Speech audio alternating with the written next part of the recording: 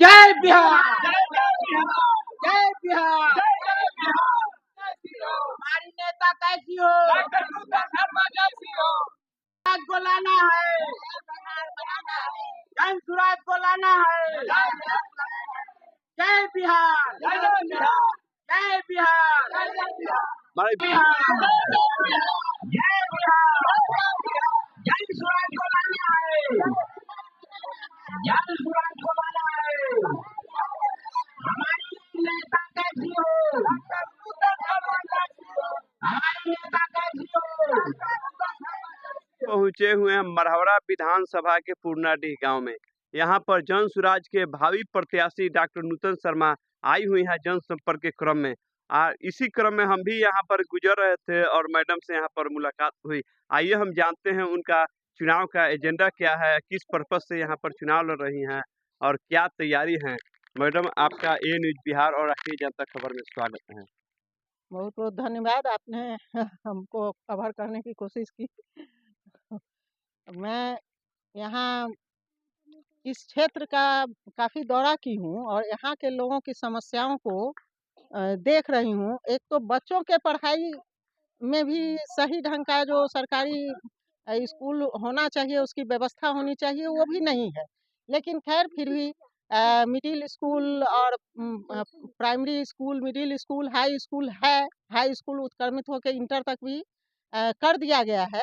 लेकिन अभी तक भी नगरा प्रखंड और मढ़ौरा प्रखंड कहीं भी डिग्री कॉलेज नहीं है। तो मैं सबसे पहले यहाँ पहल करना चाहूँगी कि यहाँ के बच्चों को दूर जाना पड़ता है हायर एजुकेशन के लिए, तो उसकी व्यवस्था भी यहाँ होनी चाहिए। दोनों प्रखंडों में एक एक डिग्री कॉलेज का होना अनिवार्य है। तो मैं ये इस चीज़ पर जब मेरी सरकार बनेगी तो मैं ज़रूर इस चीज़ पर ध्यान दूंगी कि यहाँ के बच्चों को अच्छी शिक्षा मिले। नीचे से प्राइमरी स्कूल से लेकर शिक्षा की व्यवस्था को तो बदलना ही है। बच्चों को जो अभी खिचड़ी खिलाने वाली शिक्षा मिल रही है उससे निजात दिलाना है, बल्कि विश्व स्तर की शिक्षा दिलाने की कोशिश रहेगी हमारी सरकार की। और मैं इस क्षेत्र के लिए अगर मौका मिलेगा तो उस काम को जरूर आगे बढ़ाने की कोशिश करूंगी। आरजेडी यानी यहाँ गढ़ मानी जाती है। कई वर्षों से यहाँ आरजेडी के विधायक है। आप क्षेत्र में घूम रहे हैं, क्या रिस्पॉन्स मिल रही है जनता का और क्या कमियां है क्षेत्र में? मुझे तो यहाँ के विधायक अभी हैं, उनके बारे में कहीं से कोई अच्छी बातें सुनने को नहीं मिली है। भले थोड़ा ईमानदार हैं, ऐसा बहुत कोई खराब उनका रेपुटेशन नहीं है, लेकिन काम उन्होंने नहीं किया है क्षेत्र के लिए। क्योंकि अधिकतर लोगों को यहाँ एक तो 400 रुपया ही वृद्धा पेंशन है और वह भी नहीं मिल रहा है। यानी सरकार का सिस्टम पूरा फेल है। कोई सिस्टम यहाँ इनका जो सरकारी सिस्टम है वो काम नहीं कर रहा है। वृद्धाओं को मान लीजिए किसी का आधार कार्ड में गड़बड़ी है, कोई हस्ताक्षर नहीं कर सकते हैं, उनका प्रिंट नहीं आ रहा है। तो इन व्यवस्थाओं को भी तो उनको पंचायत लेवल पर सब दिखवाना पड़ेगा ना, इन समस्याओं को खत्म करके। और जो वृद्धा हैं हमारे, उनको तो कुछ जो आप दे रहे हो, आपकी योजना आ रही है, लेकिन वो लाभ लोगों को मिलता हुआ नहीं दिख रहा है। उसके अलावा जो प्रधानमंत्री आवास योजना कर दिया गया है इसमें सेंट्रल गवर्नमेंट से, लेकिन उसका भी कहीं कोई सही मतलब व्यवस्था हमको दिख नहीं रही है कि लोगों को वो मिल रहा है आसानी से। और सरकार की जितनी भी योजनाएं आती हैं वो पब्लिक को भुलावा देने के लिए सिर्फ योजनाएं आती हैं, धरातल पर वह कहीं दिख नहीं रही हैं। इस क्षेत्र में मैं पूरा घूम कर देख चुकी हूँ।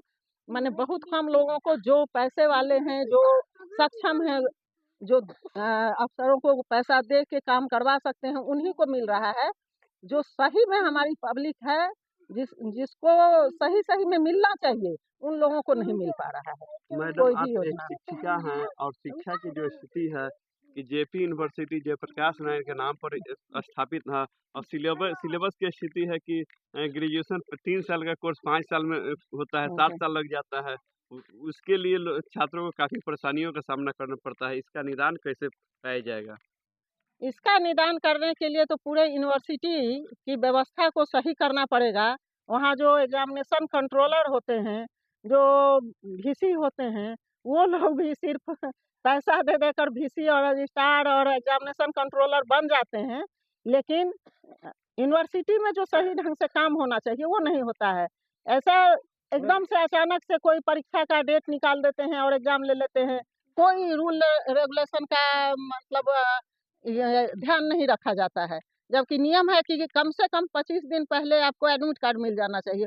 ये लोग 25 दिन पहले एग्जामिनेशन का डेट निकालते हैं, क्योंकि उन लोगों का कोर्स हमेशा लेट ही चल रहा है। यूनिवर्सिटी का सब कोर्स, इसमें बच्चे फ्रस्ट्रेटेड हो जाते हैं।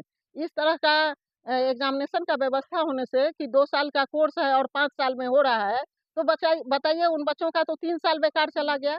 और उस स्थिति में बच्चे फ्रस्ट्रेशन के शिकार हो जाते हैं, जिसके कारण बिहार के बच्चे सही ढंग से कोई कंपटीशन भी फाइट नहीं कर पाते हैं। तो इस व्यवस्था को बदलने के लिए आपको वीसी, रजिस्ट्रार और एग्जामिनेशन कंट्रोलर सही लोगों का चयन करना पड़ेगा, सही लोगों की बहाली करनी पड़ेगी और सभी एग्जामिनेशन को और सभी सेशन को सही करना पड़ेगा। मढ़ौरा जनता वासियों को क्या अपील रहेगा?